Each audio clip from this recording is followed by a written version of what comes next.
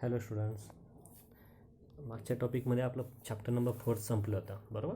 त्यावेळेस तुम्हाला वाटलं असेल चला फिजिक्सचा एक चॅप्टर तर संपला, पण त्यानंतर देखील आता 5th नंबरचं जे चॅप्टर आहे इनसाइड द ॲटम, म्हणजे अणूचे जे काही आतील रंग असतात किंवा आतील जे काही घटक असतात, ओके, ते आपण आता या चॅप्टरमध्ये शिकणार आहोत. हे चॅप्टर देखील फिजिक्सशीच रिलेटेड आहे, भौतिकशास्त्राशीच रिलेटेड आहे. त्यामुळे आपण काय करतो आहे सॉरी तर आपण जेवढं सोपं करून शिकवण्याचा प्रयत्न करेल तेवढं मी समजून सांगतो आहे.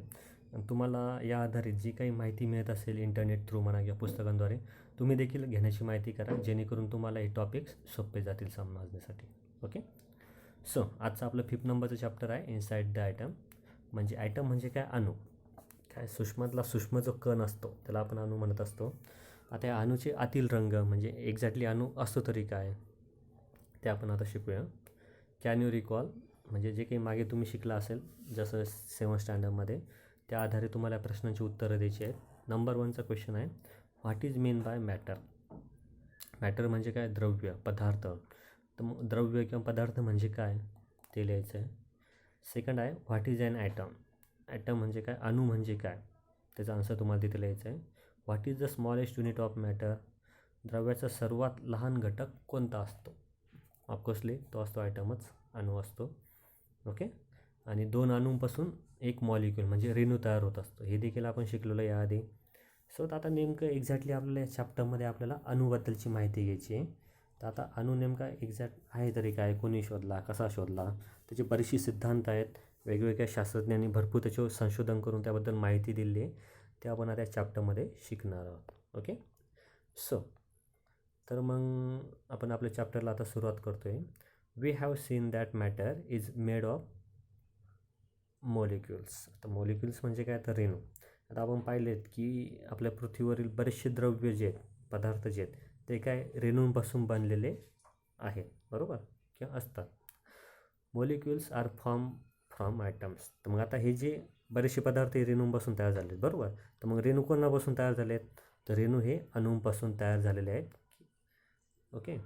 Effectively an atom is the smallest unit of matter. आता जर पाहिलं तर अणू हा द्रव्याचा सर्वात लहान असा एकक आहे. काय? द्रव्यातील एकदम सूक्ष्मातील सूक्ष्म, लहानातील लहान जर कण कोणी असेल तर तो कोण आहे? ॲटम. म्हणजे जसं की तो अणू आहे. Okay. An atom is the smallest particle of an element which retains its chemical identity in all the physical and chemical changes. आता मग आपण पाहू की जे काही भौतिक आणि रासायनिक जे बदल होत असतात ते मग आपली स्वतःची ओळख तिथं तयार करत असतात, बरोबर. मग स्वतःची आपली म्हणजे सर्व भौतिक आणि रासायनिक बदलांमध्ये आपली स्वतःची जी रासायनिक ओळख जो कायम ठेवतो, कायम राखतो, असा मूलद्रव्यातला सर्वात लहानातला लहान कण म्हणजे अणू. म्हणजे अणू काय करतो? भौतिक आणि रासायनिक बदल जे काही होत असतात, ओके, त्याच्यामध्ये आपली स्वतःची रासायनिक ओळख तो परमनंटली कायम ठेवतो, तो ती जेवू देत नाही. असा मूलद्रव्यातला सर्वात लहान घटक म्हणजे असतो तो अणू. ओके.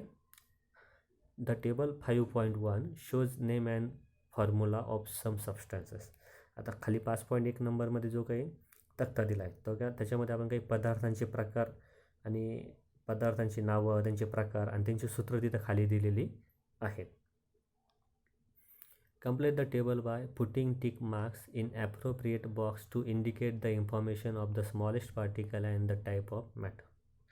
आता त्यावरून तुम्हाला काय करायचं आहे? पदार्थाचे जे काही लहानात लहान जे कण आहेत त्यांची माहिती तुम्हाला घ्यायची आहे, त्या पदार्थांचे प्रकार.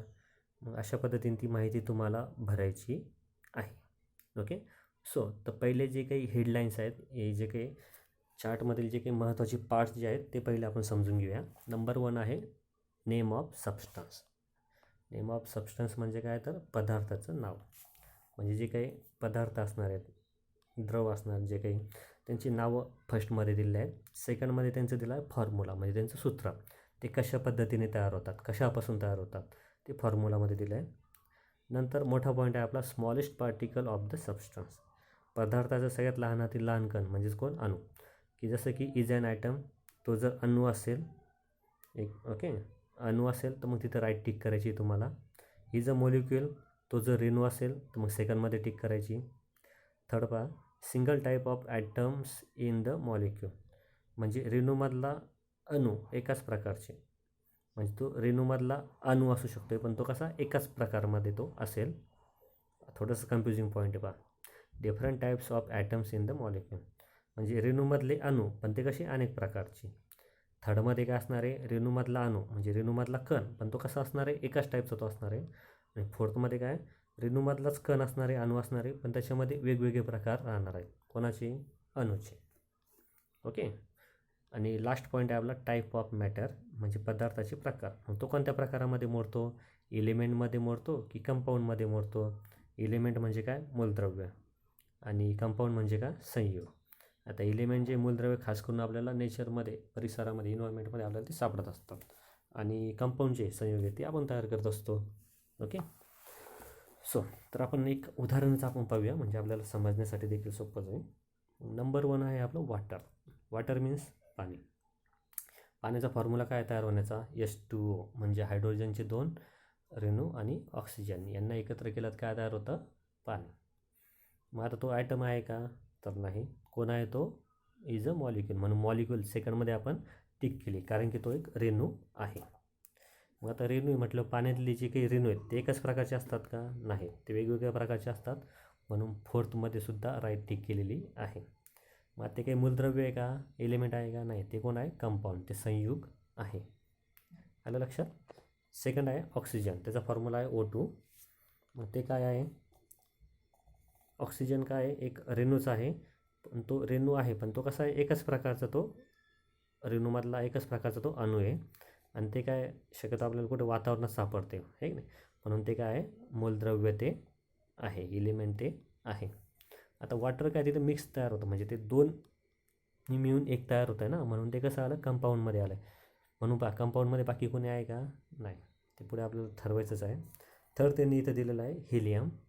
आता हिलियमचं फॉर्म्युला काय आहे, H. काय फॉर्म्युला आहे, H शॉर्टमध्ये. तो काय एक अणू आहे तो, म्हणून अणूच्या याच्यामध्ये टिक आली. आता पहा जिथे फर्स्टला टिक येणार आहे तर फर्स्ट, थर्ड, सेकंड, फोर्थ अशा टिक्स तेथे येणार आहे. सेकंड, थर्ड पण येऊ शकतात, तुम्हाला ते ऑब्झर्व करावं लागेल. आधी तर फर्स्ट नंतर थर्ड आले म्हणजेच काय, रेणूमधलाच तो एकच प्रकारचा तो अणू असणार आहे, कोणाचा, हेलियमचा. ते काय एक एलिमेंट ते आहे. तर आता बाकी जे काही आहे, hydrogen, ammonia, nitrogen, methane, argon, neon, chlorine, आता यांची माहिती तुम्हाला नेटच्याद्वारे किंवा तुम्ही पुस्तकांचा अभ्यास करून ती सर्च करा. आणि हा चार्ट तुम्हाला मग होमवर्कमध्ये कंप्लीट करायचा आहे. म्हणजे होमवर्कसाठी तुमचा हा एक पॉईंट आहे असं समजून तो चार्ट कंप्लीट करायचा. जिथे राईट टिक येईल तिथे व्यवस्थित राईट टिक करा आणि तो होमवर्कमध्ये हा चार्ट कंप्लीट करा. ओके. 3 जे सबस्टन्सेसची जे काही उदाहरणं आहेत ते त्यांनी तो सोडून दाखवलेत. बाकीचे जे उरलेत किती, 7 आहेत. ओके. ते 7 टाईप्स तुम्हाला आता घरी होमवर्कमध्ये करायचे आहेत. सो त्या खालील पॉईंट पाहूया.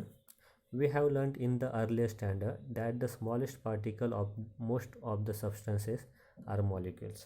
आता आपण मागच्या वर्गात शिकलो होतो काय, सर्वात लहानात लहान कण म्हणजे कोण, अणू. ह्या अणूंपासूनच काय तयार होतात, रेणू तयार होतात, बरोबर आहे. मग आता ह्या रेणूमध्ये पण काय असतात, थोडक्यात अणूच असतात. म्हणजे जे काही पदार्थ रेणूपासून तयार झाले आहेत. मग आता रेणू कशापासून तयार होतो, अणूपासून, म्हणजे म्हणजे त्याच्यामध्ये काय ऑलरेडी, म्हणजे त्या मग पदार्थामध्ये अणूसुद्धा असतातच. The molecules of a few substances contain only one atom. आता रेणू जे असतात हे अणूच्या रासायनिक संयोगाने तयार झालेले असतात. आपण पाहिलं आहे 2 किंवा त्यापेक्षा जास्त अणू एकत्र आले तर रेणू तयार होत असतो.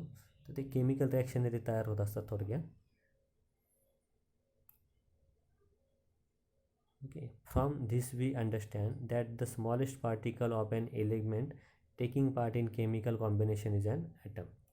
जसं की आता आपण याआधी शिकलेलो आहे की आपल्याला माहिती आहे की रासायनिक संयोगांमध्ये, म्हणजे ज्यावेळेस आपण रासायनिक रिॲक्शन, केमिकल रिॲक्शन ज्यावेळेस करतो त्याच्यामध्ये जो मूलद्रव्य भाग घेत असतो किंवा तो पार्टिसिपेट करत असतो तो मूलद्रव्य कोण असतो, सर्वात लहानात लहान असलेला कण म्हणजेच अणू, की जो रासायनिक अभिक्रियांमध्ये भाग घेतो आणि स्वतःची ओळख कायम ठेवतो असा तो घटक आहे, म्हणजेच कोण, आपला अणू. दिसायला जरी लहान आहे पण कीर्ती महान एक प्रकारे आहे नाही, रासायनिक प्रक्रियांमध्ये तो भाग घेत असतो. The concept of atom is more than 2500 years old. आता अणूची जी काही संकल्पना आहे ती 2500 वर्षांहूनही जुनी आहे. किती? 2500 म्हटलं त्यांनी. 2500 वर्षांपूर्वी त्याची ओळख आहे किंवा त्याचा शोध लागला होता. 2500 म्हटलं खूप झाले आपल्यासाठी. पुढे आपण पाहणारच आहेत कोणी लावला, काय कसा लावला. However, it was forgotten in the course of time. In the modern times, scientists on the basic experiments explain the nature of atom as well as the internal structure of atom. It started with Dalton's atomic theory. आता मग पण जसं जसा काळ बदलत गेला मग अणुविषयीची जी काही कन्सेप्ट होती ती मग लोकांच्या लक्षातून गेली, विसरून गेले लोक.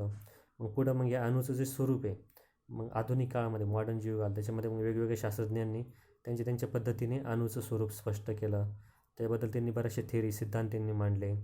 तर मग त्याची ही जी सिद्धांताची जी सुरुवात आहे अणूच्या सिद्धांतांची सुरुवात मग डाल्टन नावाचा एक शास्त्रज्ञ होता त्याने केली सुरुवात. ओके, तर आपण आता पुढच्या पेजवर डाल्टनचीचं थेरी जी आहे ती आपण अभ्यासणार आहोत. पण डू यू नोमध्ये आपण पहिले नेमकं हे आयटम हा शब्द आला कुठून, कोणी तयार केला, कोणी शोधला ते आपण पाहूया. डू यू नोमध्ये पहा मग तुम्हाला माहिती आहे का. Indian philosopher Kanath, 6th century BC, stated that there is a limit to divide matter into small particles. The indivisible particles that constitute matter were named by Kanath Muni as Parmanu, meaning the smallest particles. He also stated that Parmanu is indestructible. इन्स्ट्रक्टिबल म्हणजे काय, अनाशवंत, म्हणजे जो कधीही नाश पावत नाही, अमर असं आपण त्याला म्हणू शकतो आहे. मग आता भारतीय जे ऋषी होते किंवा भारतीय जे विचारवंत भारतीय जे ऋषी होऊन गेले ते त्यांचं नाव होतं काय, महर्षी कणाद. त्यांचं नाव होतं. तर त्यांनी काय सांगितलं होतं, त्यांचा जन्म कधीचा होता, ख्रिस्तपूर्व म्हणजे ख्रिस्तांच्या जन्माच्या आधी पण 6वं शतक. तर त्यांनी काय सांगितलं होतं की द्रव्याचे जे काही म्हणजे द्रव्य जे काही अवस्था असते पदार्थ असतात त्यांचे बारीक बारीक जे विभाजन केलं तर जे काही बारीक जे कण असतात ते काय कण असतात म्हणजे ते काय असतात, अणू ते असतात. ओके, आणि त्या अणूंचं सुद्धा विभाजन केलं जाऊ शकतं आहे, त्यांचेसुद्धा भाग पाडले जातात. आणि हे काही द्रव्य असतात ते द्रव्य काय अशा खूप बारीक बारीक कणांनी ते तयार झालेले असतात. अविभाज्य म्हटलं त्यांनी. कसं म्हटलं आहे, अविभाज्य अशा कणांनी ते इनडिव्हिजिबल म्हणजे अविभाज्य ज्यांचे आपण जास्त विभाजन करू शकत नाही अशा कणांनी ते बांधलेले असतात. म्हणून त्यांना म्हणजे अणूची कन्सेप्ट त्यांनीच पहिले क्लिअर केली होती. मग ह्या कणांमुनींनी म्हणजे काही सर्वात लहानात लहान जे कण आहे आपण ज्याला अणू म्हणतो किंवा कण म्हणतो त्याला त्यांनी परमाणू असं नाव दिलं. परमाणू म्हणजे काय, सर्वात सूक्ष्म सर्वात लहान असं त्यांनी नाव दिलं. आणि हा जो अणू आहे हा अनाशवंत असतो म्हणजे तो कधी नाश पावत नाही, तो अमर असतो एक प्रकारे, असं त्यांनी त्यावेळेस म्हटलेलं होतं. ओके, म्हणूनच आपण त्याला काय आणतो मग कण. कण हा शब्द कुठून आला, कणाद ऋषींच्या नावावरून तो कण शब्द आला. त्यालाच पुढे मग अणू म्हटलं गेलं आणि त्यांनी त्याला नाव ठेवलेलं होतं परमाणू. ओके, अणू हे नंतर सिद्धांतांतरू लागू झालं असेल ना. पुढे Greek philosopher Democritus 5th century BC stated that matter is made of small particles and this cannot be divided. The smallest particle of matter was named by Democritus as atom. In Greek language, atoms means the one which cannot be cut. पुढे पहा, जे काही ग्रीकचे तत्ववेत्ते होते Democritus नावाचे, ते पण ख्रिस्तपूर्व 5वे शतक म्हणजे यांच्या 1 शतक नंतर समजा. ओके, ख्रिस्तपूर्व यांचं 6वं शतक आहे ना, म्हणजे 1 शतक आधी यांनी शोध लावला समजा महर्षी कणाद ऋषींनी. त्यानंतर मग 5व्या शतकात मग एक ग्रीक तत्ववेत्ता होता डेमोक्रिटस नावाचा. त्याने असं सांगितलं की त्याने असं प्रतिपादन केलं काय, तर हे जे द्रव्य आहे हे लहान कणांची बनलेले आहे जसं की कणादने सांगितलं होतं. आणि हे जे कण आहे हे जे कण आहेत ह्या कणांना कापता येत नाही. आता आपण कणाद ऋषीने काय सांगितलं होतं की ते अनाशवंत आहे, अमर आहेत. आणि याचं काय म्हणणं होतं डेमोक्रिटसचं की त्याला आपण त्या कणांना आपण कापू शकत नाही.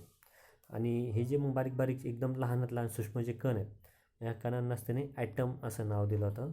ॲटम म्हणजे काय, ॲटमॉस. ओरिजिनल वर्ड कोणता होता ग्रीक भाषेमध्ये, ॲटमॉस, की ज्याला कापता येत नाही ते. म्हणून मग ॲटमॉसचं काय झालं, ॲटम शॉर्टमध्ये. मग त्याला काय म्हणतात, अणू, की ज्यांना कापता येऊ शकत नाही, की जे अनाशवंत असतात, की जे अमर असतात. ओके, तर अशा पद्धतीने आपण अणूचा शोध कसा लागला, कोणी लावला, ही माहिती पाहिली.